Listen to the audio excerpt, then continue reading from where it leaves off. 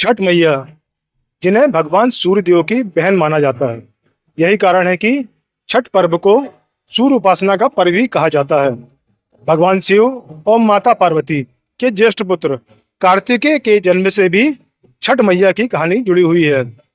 और यह पर्व इसलिए भी मनाया जाता है, बताया जाता है कि जो भी शिशु जन्म लेता है तो शिशु से जन्म के 6 दिन तक छठ मैया ही उसकी रक्षा करती हैं। इसलिए यह पर्व बहुत ही महत्वपूर्ण हो जाता है, विशेषकर परिवार के लिए, अपने बच्चों की खुशहाली के लिए, उनकी समृद्धि के लिए माताएं बहनें यह पर्व रखती हैं। और परिवार के पुरुष भी उनका पूरा सहयोग इस पर्व के लिए करते हैं। यहाँ तक कि घाटों पर जो सामग्री लेकर आते हैं वह पुरुष ही अपने सिर पर रखकर यह सामग्री यहाँ पर लाते हैं। देख रहे हैं आप पर्व, जब इतनी मान्यता वाला पर्व है तो यह बहुत कठिन भी माना जाता है। कठिन ऐसा कि 36 घंटे माताएं इस पर्व के लिए किसी भी तरह का आहार नहीं लेती, यहाँ तक कि जल भी ग्रहण नहीं करती। और आज डूबते सूर्य को अर्घ्य देकर और कल सुबह उगते सूर्य को अर्घ्य देकर यह व्रत संपन्न होगा। यह मंडला का महिष्मती घाट है, जहाँ पर कि बिहार के जो परिवार है मंडला के आसपास रहते हैं वह इस व्रत को संपन्न करने इस समय यहाँ पर आए हुए हैं और डूबते हुए सूर्य को अर्घ्य देने की तैयारी पर है। आइए देखते हैं परिवार के लोग परिवार से कैसे डूबते सूर्य को अर्घ्य देख रहे हैं। पूरी पूजन सामग्री के साथ इस समय सभी लोग नर्मदा के तट पर हैं और देख पा रहे हैं आप नर्मदा के किनारे किनारे इस छोर से लेकर उस छोर तक सभी डूबते सूर्य को, सूर्य भगवान को अर्घ्य देने की तैयारी में लगे हैं। अब जबकि यह घाट बहुत ही सुंदर लाल पत्थरों का निर्मित हो चुका है, लिहाजा पर्वों की छटा और भी बढ़ जाती है।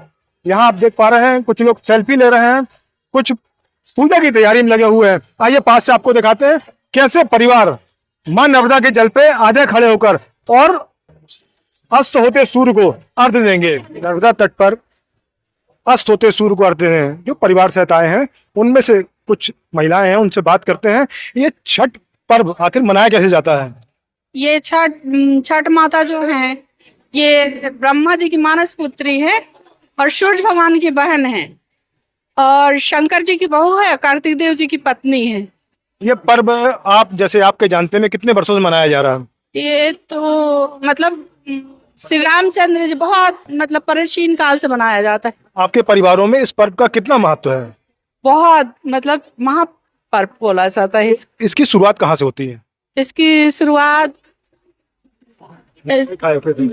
श्री रामचंद्र जी ने नहीं, पर्व शुरुआत आप 3 दिन पहले करती हैं तो नहाए खाए से कैसे शुरुआत? नहाए खाए से करते हैं। पहले दिन में चना दाल और लौकी की सब्जी और चावल खाया जाता है। घर के सभी लोग व्रत रहते हैं? हाँ, सभी नहीं, जो छठ करते हैं वो रहते हैं, लेकिन बाकी सब कार्तिक मास जब चालू होता है तब से लहसुन प्याज का त्याग कर दिया जाता है। आप कितने साल से रह रही हैं? एक्चुअली हमारे यहाँ शादी के बाद ये त्योहार किया जाता है, तो अभी तक मैं 1 साल करी हूँ। 1 साल हुए शादी को, कैसा लगा? नहीं मतलब मैं 1 साल करी हूँ, शादी के 5 साल हो गए हैं। इस बार किया तो कैसा महसूस हो रहा है? इस बार मैंने क्यों, मेरी मदर इन लॉ की है। ये कितने 36 घंटे निर्जला रहना पड़ता है? हाँ। और परिवार के लोग का कैसा सहयोग रहता है पूरे पर्व में? बहुत सहयोग रहता है इसमें, तो बहुत ज्यादा सहयोग रहता है परिवार के लोगों को। सब लोग मिलजुल पहले दिन नहाए खाए होता है, दूसरे दिन निर्जला रहते, शाम को खरना करते हैं, खीर का प्रसाद बनाया जाता है गुड़ डाल के। उसके बाद तीसरे दिन जो खीर का प्रसाद चंद्र निकलने के बाद खाएंगे वो दोबारा नहीं फिर खाते हैं, ना पानी पिएंगे। डूबते सूर्य का अर्घ्य हुआ, कल सुबह उगते सूरज को अर्घ्य देकर के इसका समापन किया जाता है। तो यह पर्व ऐसा है जिसमें पूरे परिवार के लोग प्रकृति पूजा करने के लिए साथ में, रिश्तेदार, पास पड़ोसी सबको बुलाया जाता है। आपने हमसे बात की, बहुत बहुत धन्यवाद। जी।